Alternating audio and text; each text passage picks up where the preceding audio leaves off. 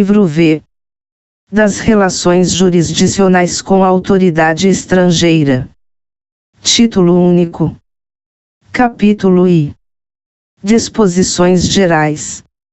Art. 780. Sem prejuízo de convenções ou tratados, aplicar-se ao disposto neste título a homologação de sentenças penais estrangeiras e à expedição e ao cumprimento de cartas rogatórias para citações, inquirições e outras diligências necessárias à instrução de processo penal. Art. 781. As sentenças estrangeiras não serão homologadas, nem as cartas rogatórias cumpridas, se contrárias à ordem pública e aos bons costumes. Art. 782. O trânsito, por via diplomática, dos documentos apresentados constituirá prova bastante de sua autenticidade. Capítulo 2. Das cartas rogatórias. Art. 783. As cartas rogatórias serão, pelo respectivo juiz, remetidas ao Ministro da Justiça, a fim de ser pedido o seu cumprimento, por via diplomática, às autoridades estrangeiras competentes. Art. 784. As cartas rogatórias emanadas de autoridades estrangeiras competentes não dependem de homologação e serão atendidas se encaminhadas por via diplomática e desde que o crime, segundo a lei brasileira, não exclua a extradição.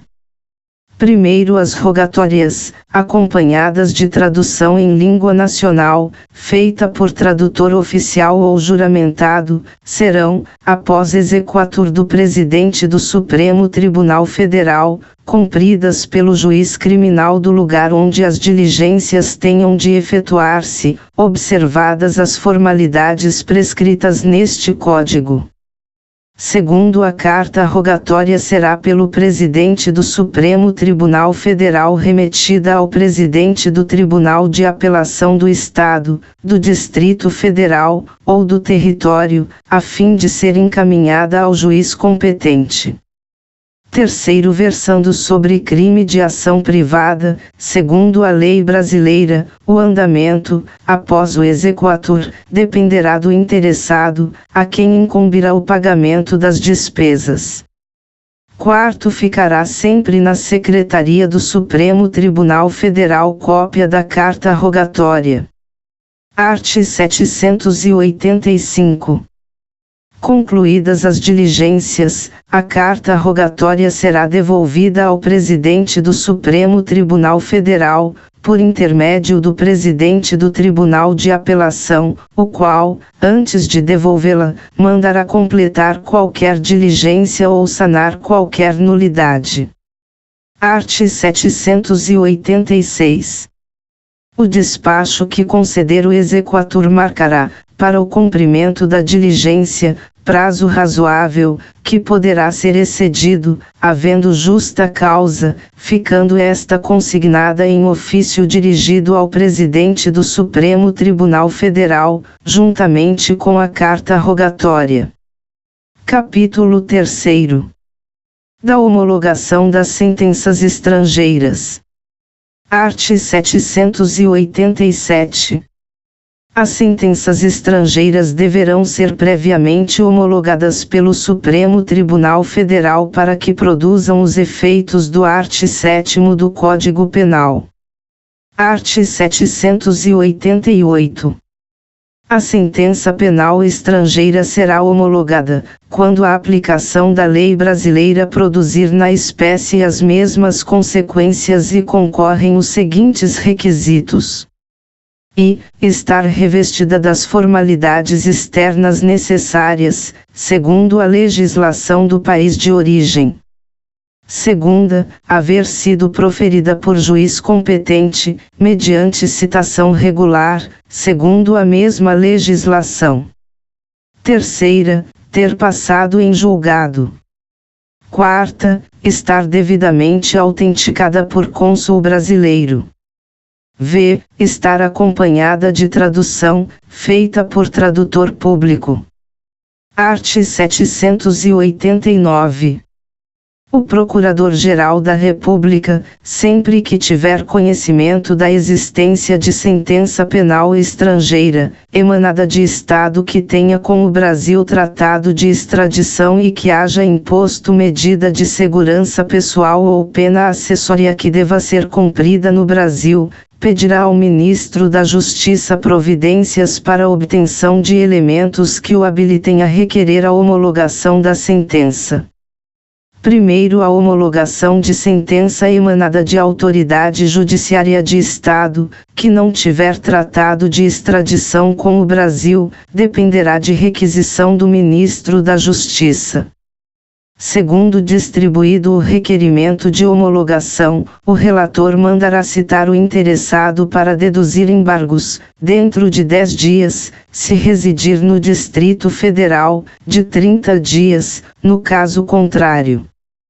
Terceiro, se nesse prazo o interessado não deduzir os embargos, ser-lhe-á pelo relator nomeado defensor, o qual dentro de 10 dias produzirá a defesa.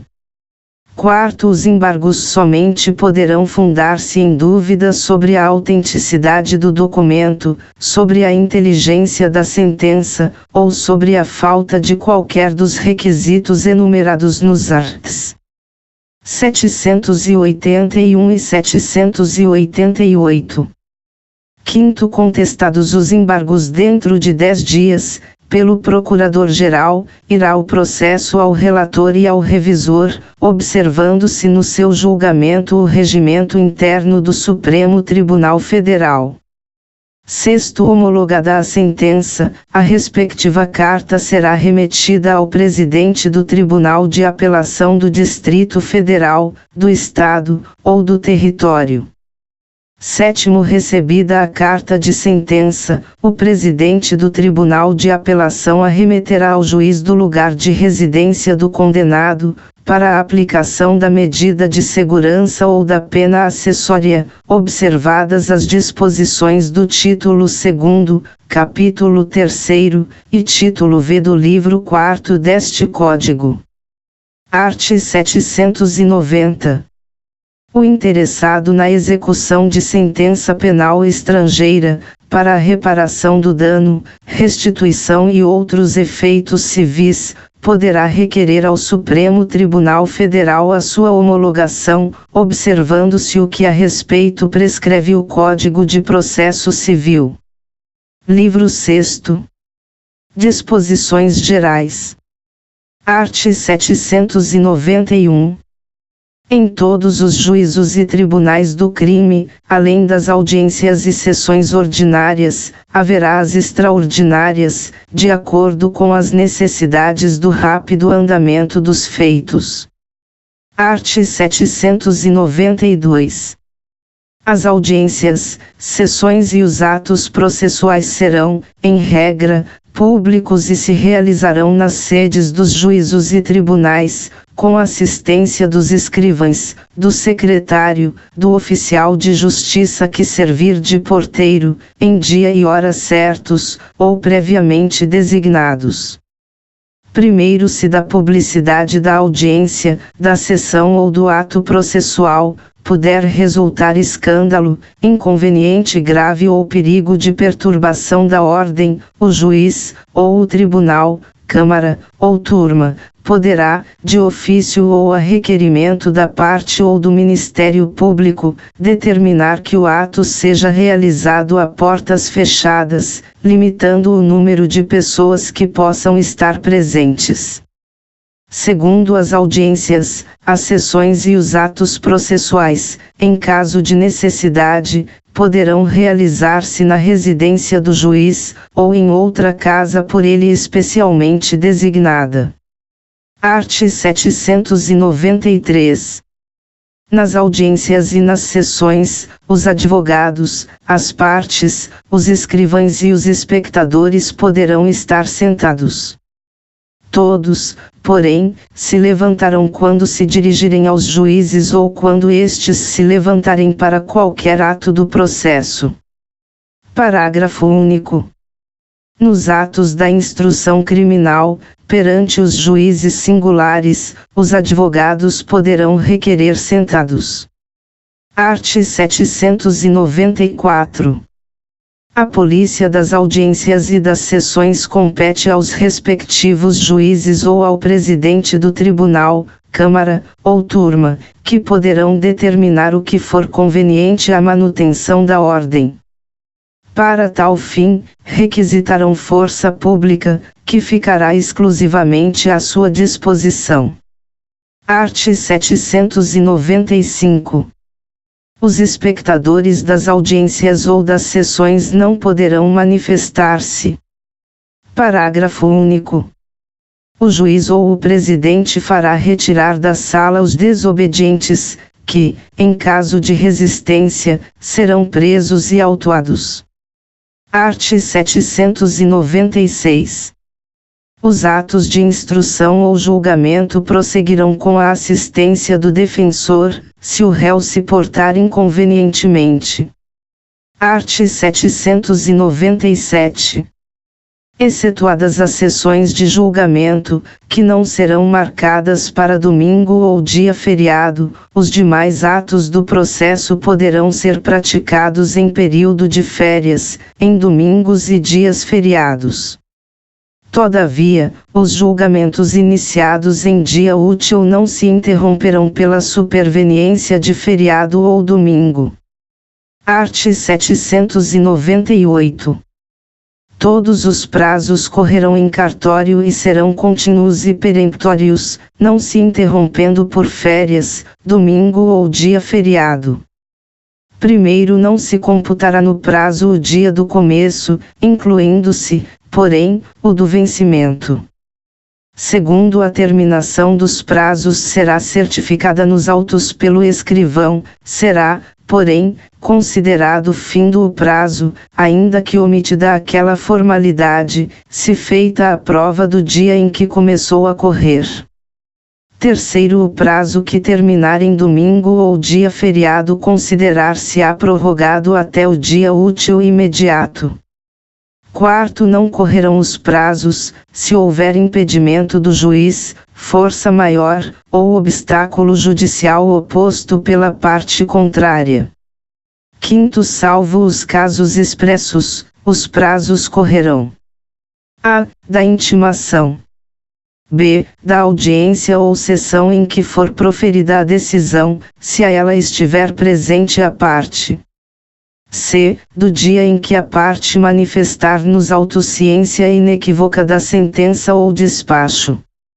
Art. 799. O escrivão, sob pena de multa de 50 a 500 mil réis e, na reincidência, suspensão até 30 dias, executará dentro do prazo de 2 dias os atos determinados em lei ou ordenados pelo juiz. Art. 800. Os juízes singulares darão seus despachos e decisões dentro dos prazos seguintes, quando outros não estiverem estabelecidos. E, de 10 dias, se a decisão for definitiva, ou interlocutória mista. Segunda, de 5 dias, se for interlocutória simples. Terceira, de 1 dia, se se tratar de despacho de expediente. Primeiro, os prazos para o juiz contar-se-ão do termo de conclusão. Segundo, os prazos do Ministério Público contar-se-ão do termo de vista, salvo para a interposição do recurso, art. 798, quinto. Terceiro, em qualquer instância, declarando motivo justo, poderá o juiz exceder por igual tempo os prazos a ele fixados neste Código. Quarto, o escrivão que não enviar os autos ao juiz ou ao órgão do Ministério Público no dia em que assinar termo de conclusão ou de vista estará sujeito à sanção estabelecida no art. 799. Art. 801. Findos os respectivos prazos, os juízes e os órgãos do Ministério Público, responsáveis pelo retardamento, perderão tantos dias de vencimentos quantos forem os excedidos. Na contagem do tempo de serviço, para o efeito de promoção e aposentadoria, a perda será do dobro dos dias excedidos. Art. 802. O desconto referido no artigo antecedente far-se-á à vista da certidão do escrivão do processo ou do secretário do tribunal, que deverão, de ofício, ou a requerimento de qualquer interessado, remetê-la às repartições encarregadas do pagamento e da contagem do tempo de serviço, sob pena de incorrerem, de pleno direito, na multa de R$ 500.000, imposta por autoridade fiscal. Art. 803. Salvo nos casos expressos em lei, é proibida a retirada de autos do cartório, ainda que em confiança, sob pena de responsabilidade do escrivão. Art. 804. A sentença ou o acórdão, que julgar a ação, qualquer incidente ou recurso, condenará nas custas o vencido. Art. 805. As custas serão contadas e cobradas de acordo com os regulamentos expedidos pela União e pelos Estados. Art. 806. Salvo o caso do art. 32, nas ações intentadas mediante queixa, nenhum ato ou diligência se realizará, sem que seja depositada em cartório a importância das custas. Primeiro, igualmente, nenhum ato requerido no interesse da defesa será realizado, sem o prévio pagamento das custas, salvo se o acusado for pobre. Segundo, a falta do pagamento das custas, nos prazos fixados em lei, ou marcados pelo juiz, importará renúncia à diligência requerida ou deserção do recurso interposto. Terceiro, a falta de qualquer prova ou diligência que deixe de realizar-se em virtude do não pagamento de custas não implicará a nulidade do processo, se a prova de pobreza do acusado só posteriormente foi feita. Art. 807. O disposto no artigo anterior não obstará à faculdade atribuída ao juiz de determinar de ofício inquirição de testemunhas ou outras diligências. Art. 808. Na falta ou impedimento do escrivão e seu substituto, servirá pessoa idônea, nomeada pela autoridade, perante quem prestará compromisso, lavrando o respectivo termo. Art. 809. A estatística judiciária criminal, a cargo do Instituto de Identificação e Estatística ou repartições congêneres, terá por base o boletim individual, que é parte integrante dos processos e versará sobre os crimes e as contravenções praticados durante o trimestre, com especificação da natureza de cada um, meios utilizados e circunstâncias de tempo e lugar. Segunda, as armas proibidas que tenham sido apreendidas. Terceira, o número de delinquentes, mencionadas as infrações que praticarão, sua nacionalidade, sexo, idade, filiação, estado civil, prole, residência, meios de vida e condições econômicas, grau de instrução, religião, e condições de saúde física e psíquica. Quarta, o número dos casos de codelinquência. V. A reincidência e os antecedentes judiciários. Sexta, as sentenças condenatórias ou absolutórias, bem como as de pronúncia ou de impronúncia. Sétima, a natureza das penas impostas. Oitava, a natureza das medidas de segurança aplicadas. Nona, a suspensão condicional da execução da pena, quando concedida. X. As concessões ou denegações de habeas corpus. Primeiro, os dados acima enumerados constituem o mínimo exigível, podendo ser acrescidos de outros elementos úteis ao serviço da estatística criminal. Segundo, esses dados serão lançados semestralmente em mapa e remetidos ao Serviço de Estatística Demográfica Moral e Política do Ministério da Justiça. Redação dada pela Lei nº 9061, de 14 de junho de 1995. Terceiro, o boletim individual a que se refere este artigo é dividido em 3 partes destacáveis, conforme modelo anexo a este Código, e será adotado nos Estados, no Distrito Federal e nos territórios.